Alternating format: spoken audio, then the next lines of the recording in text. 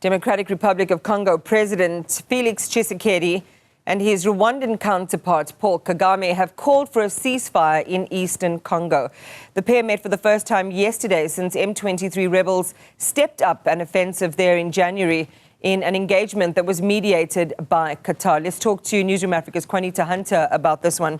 I mean, it's quite interesting seeing that picture of Felix Tshisekedi, the president of the DRC, Rwandan President Paul Kagame and Emir Sheikh Tamim bin Hamad Al Thani mediating those talks between the two. Just talk to us about the significance of them actually being in the same room and what it took to get them there, Qaanitah. An absolutely important moment in peace talks. You would recall that since January, since the M23 rebels took over Goma and then a month later took over the neighboring areas, these two leaders have not been able to come to a room. And before that, there has been different efforts mediated through Angola, mediated through Kenya, to get these two leaders in a room to have these discussions, but it was not possible. What is the conflict between these two leaders particularly? On one side, President Tshisekedi accuses President Kagame of arming the M23 rebels and so far as sending troops and violating the sovereignty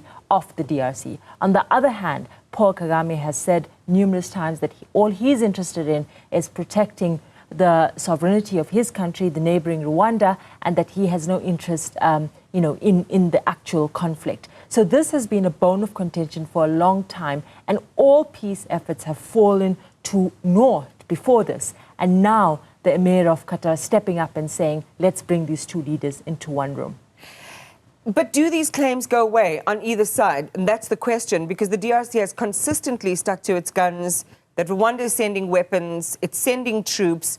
Rwanda keeps denying that it is backing the M23. I know there was a UN report that concluded that, in fact, they were involved with the M23. So how does it make that primary, that primary contention go away? What are the tenets of this proposed ceasefire?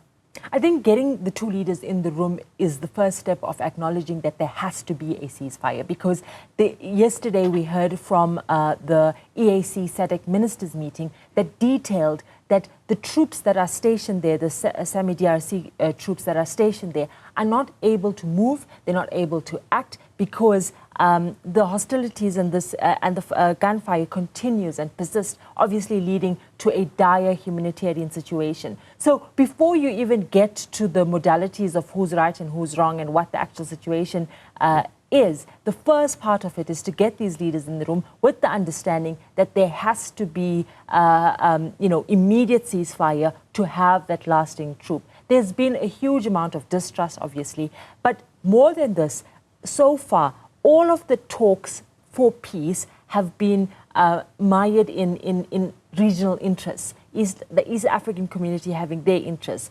SADC been accused of having a dog in the fight. And so there hasn't really been an impartial effort to bring these warring factions together. And so Qatar is stepping up in this role to say, as an outsider with little interest in this particular conflict, and Qatar has good relations with both Rwanda and the DRC. Yeah. So let's bring these parties together. And this has seen to be a major development, more than what SADC or the EAC has been trying before. But here's what's glaring, Qaanitah. If Rwanda continues to insist that they've got nothing to do with the M23, the DRC obviously has a problem with those rebels in its country. It's on a march and it's taking key territories away from their government. Where's M23 in all of this? They are a key protagonist in this theatre of war. We know that they pulled out of talks in Angola with the DRC that they were meant to have. We know that the EU has imposed sanctions on its leader, Bertrand Bisimwa. What are they saying? Where's their voice in this? I mean, how is this remotely enforceable? Yeah, so M23 just being invited to talks in Angola, and Felix Tshisekedi, the president of the DRC, conceding that they will have to negotiate with these rebel forces, was a big development. Now, the analysis is that with Paul Kagame being on board and having this conversation with Tshisekedi, it's one step closer to getting M23 back to negotiate, or getting them at all to the negotiation tables. there is this acknowledgement now, which was not the case prior, that the solution to this problem sits with President Tshisekedi and his direct engagement with the M23. Yesterday, the former president of the DRC, Joseph Kabila, was in South Africa, and he said that the solution to this crisis sits with the incumbent president. Let's take a listen. I believe the problem in the Congo, you rightly said so, the problem is President Felix. The solution is President Felix. Now, how do you understand that? How do you turn that left and right? Up to you. But critical decisions have to be made. And in critical times, you have to make critical decisions. And these are critical times for the Congo.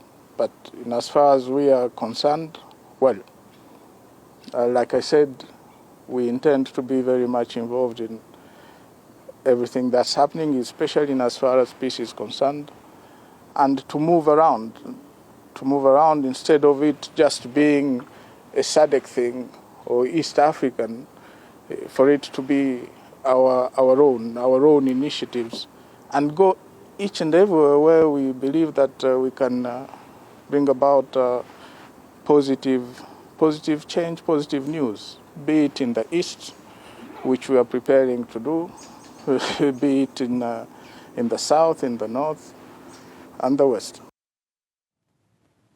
Well, the next couple of weeks are certainly going to be interesting, Qaanitah, to see the detail and the level of the enforcement, or whether that ceasefire can actually hold, especially in the interests of ordinary Congolese who are directly affected and being uprooted through what's happening there. Qaanitah, thank you very much.